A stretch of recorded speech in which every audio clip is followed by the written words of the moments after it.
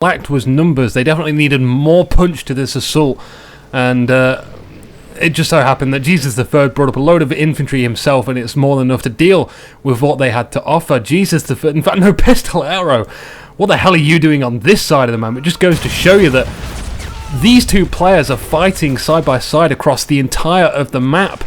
Here's Migsy, his assault squad leader, inside that building, and just outside there's 5 soldiers awaiting. One chucks an AT grenade, and even a 6 comes to join them. He's sorry guys, do you need my grenade?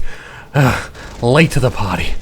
Oh, there's always one, isn't there? Maxon on this left hand side, we can see that's using direct control, firing its whole freaking clip straight into that building. It's not stopping whatsoever. Migsy with a Lukes needs to be aware of the Maxon as well, because that's more than capable of destroying the Lukes. We've got more German infantry moving into the central zone, supporting that Lukes, and Jesus III doing something really great. He moves the Maxon away from the Lukes, trying to get that Lukes to draw it in closer.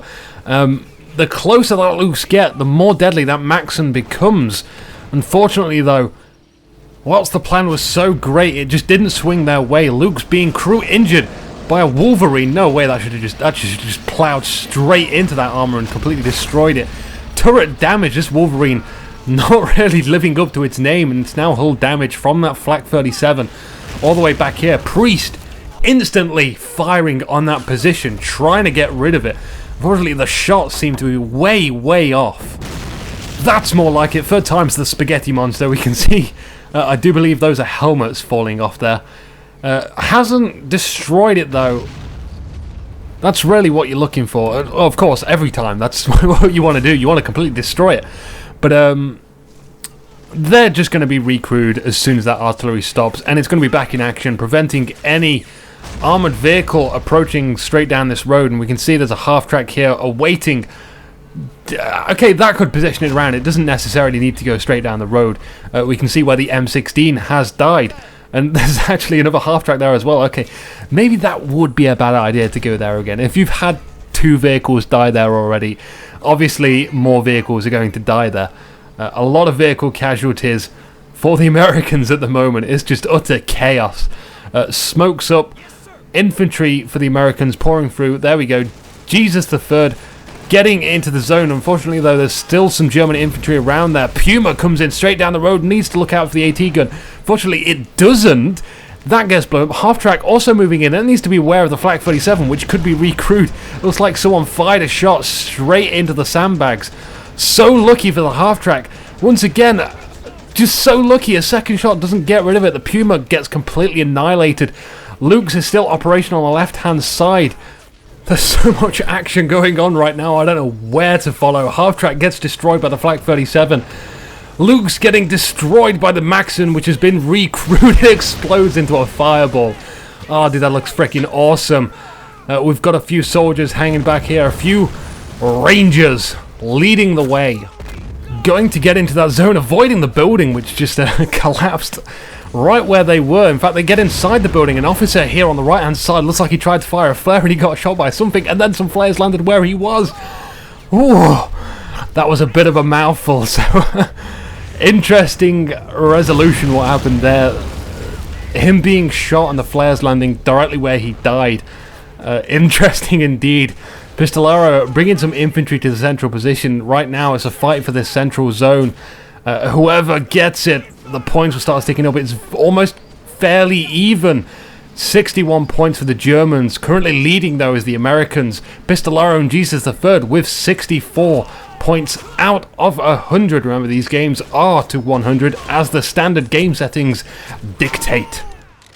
The Americans are a mere 20, 15, 10% away from capturing this zone, but we've now got armored vehicle moving in 222, destroying that building, ejecting that guy out the window. Holy schmoly, with a Flak 37 as well, firing into the building. That's great use of those static emplacements. Remember, they aren't just for taking out tanks. You can destroy the opponent's buildings that they're hiding in. Another guy falling sky high out of the building. Volksturm entered that zone, completely neutralizes it. Now it's going up for them. Flamethrower action from Pistelero. Unfortunately, the 222 easily cancels him out. Two soldiers make a mad dash through this building, successfully chuck an AT grenade on the 222. Bill and Roger, heroes of saving the day and stuff, can now start pouring into the flank behind those sandbags. Unfortunately, Bill goes down. Roger's still up. He's being hailed with bullets. He needs to get out of there. Roger, go. No, don't stay around. Oh, God. Oh, every time they try and do something right, we've got more Volks trying to enter that zone. Priest giving some support fire. What the hell is this? We know there's a Flak 37 all the way back here. Don't bring in more armor. Holy heebie-jeebies, jeesh. Oh, there's so many times the American team have just completely forgotten about that Flak 37 so far. Flak has just got so many kills right now. Migsy now pressuring this left-hand point. We've got a perfect mirror matchup here. Half-track full of soldiers versus half-track full of soldiers. Who will win this battle? Looks like Pistelero is trying to get a flank. Completely surrounding his opponent once again. Migsy opting to go into the building and splitting up his infantry. Half-track guns. No, it doesn't gun those guys behind the wall. Panzerfaust deals with the half-track. Both half-tracks are down. Only infantry versus infantry left now. It's time to see who has the biggest APM of them all, Pistelero or Migsy. In this small confined area, they battle it out, duke it out. Pistelero getting the surround. Looks like he's approaching this side of the building, which is a great choice because he's moving in the way where windows aren't facing him. He runs into the building, he's still chucking grenades, AT grenades to demolish the building. Custom demolition expert Pistelero, he's well aware of how to destroy this building. And with that, I think he's won. I hear no enemy soldiers in that area now. Unfortunately, though, that zone was neutralized as well as this central position now fully captured by the Pistelero with an engineer truck and a half-track. Okay, the half-track, sure, why the hell not? Engineer truck this late in the game. Okay, yeah, half-track. Stand aside, half-track, you may have failed, but I shall not fail. There's also a repairable half-track here from the Germans. They can get that fully functioning and use that if they so choose to. Sniper, strange position here. He's trying to cover that left-hand point. Watching as the convoy passes by as well. And what the hell? Pistelero getting out of the half-track. Why? Whoa. You buy a half-track in the engineer truck, crashes into the back of it as well, trying to give it a gentle nudge, but there's nobody crewing it. Oh, what's going with Pistelero? Have you had a mental breakdown? Do you need to go make a milkshake, an urgent milkshake, and you've just given your sister the game? Migsy attacking, keeping up the pressure on this left-hand side. He's also got a Panzer IV just to the left-hand side of the warehouse alongside the road, and this sniper gets to make its debut appearance. Remember that the sniper may have an aimed shot ability, but it doesn't mean he doesn't hit his targets unless he aims the shot. He is more than capable of squeezing that trigger very fast and doing a lot of damage. High accuracy, but he does need to be alive to do that. Sherman pops out, instantly gets rid of the Panzer IV threat. No armor support for Migsy now. He's gonna have trouble. Maybe no, the Sherman. Yeah, does just get that SMG guy before he manages to throw an AT grenade.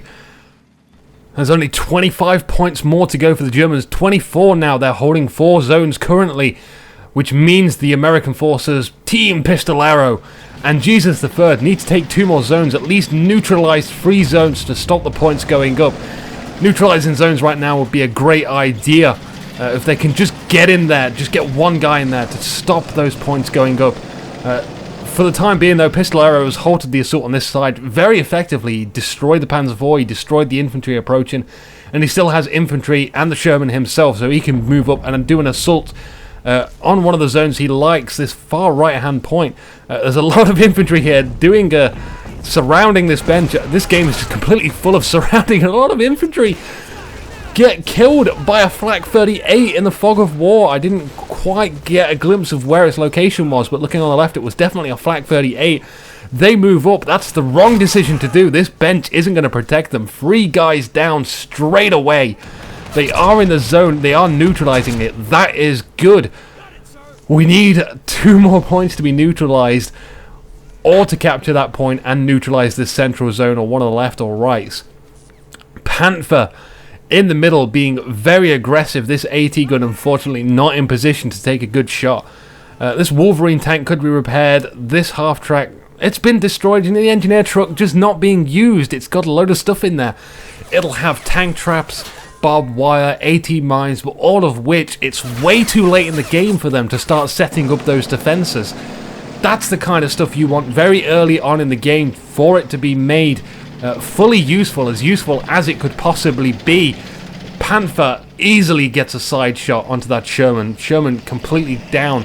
The 4 tank crewmen pile out and look on and just, why did we do that? Why did we go straight in front of the Panther?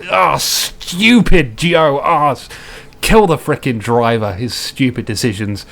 We have a second M8 Scott, possibly the third. I didn't quite catch what tank it was before that got destroyed by the Flak 37, but who cares? This needs to be aware of the Flak 38. Flak 38s just do so much damage to light armor in close range. The turret can no longer rotate for the Scott tank, but it seems to appear to still have a lock-on of the Flak 38. It's still firing its shots. Will the third time be lucky? Yes, it will. He needs to get out of there and repair it, but here's that Panther from PanduPando. Turret facing completely the wrong way.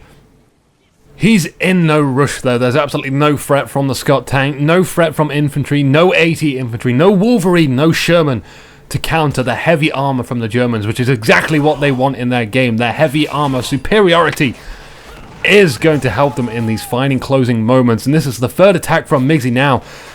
Infantry squad, an assault infantry squad supported by a 222, chucking some grenades into the building occupied by the Americans' infantry. That zone being neutralized, as well as an assault on the left-hand side. Not so much infantry supporting this Panther.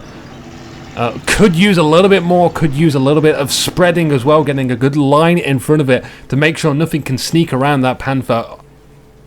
Could be, you can't just predict the enemy has nothing. Always take precautions. M16, the third M16 we've seen this game, doesn't do anything this time round. 222 easily deals with it. This point is almost being captured by the Germans, and unfortunately I think this is it. There's absolutely no way they can claim like 3 or 4 zones by the time 1 point goes by, so let's go ahead and say this right now. Migsy and PanduPando from the Combat Gaming community. You are victorious, that is it. That is all. You have won today's game. Unfortunately, the underdogs, Mr. Pistelero and Jesus III, you may not have won today, but it was an entertaining game. And of course, Pistelero's sister as well. You did really good. Yeah, keep up the good work. There are only 2 more games left in round 1, and then we're moving into round 2. Hopefully this will be after the patch kicks in, so we might be able to see some new maps, maybe play even the community maps. But for now, I'm Inuki. Enjoy your highlights.